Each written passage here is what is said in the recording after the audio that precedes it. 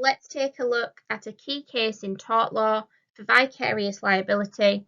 This case is Cox versus Ministry of Justice, which was heard in 2016.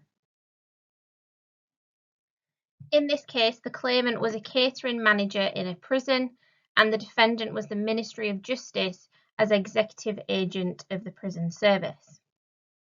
The facts of this case are that the claimant managed the prison kitchen with 4 other members of staff and around 20 prisoners. During a negligent incident, a prisoner dropped a bag of rice on the claimant's back, causing injury.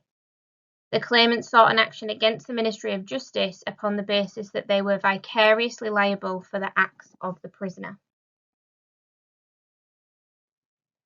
It is possible for vicarious liability to be imposed where there is a relationship of employment rather than employment itself, where the activity of the tortfeasor is carrying out an activity integral to the defendant's business for the benefit of the defendant, and where the commission of the wrongful act is a risk created by the defendant by assigning those activities to that individual.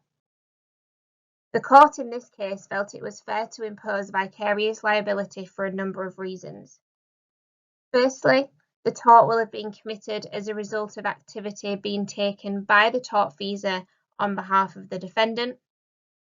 Secondly, the tortfeasor's activity is likely to be part of the business activity of the defendant.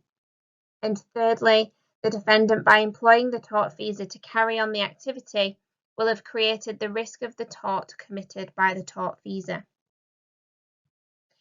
In a scenario question, you would need to consider all 3 of these elements in deciding whether the defendant would be vicariously liable.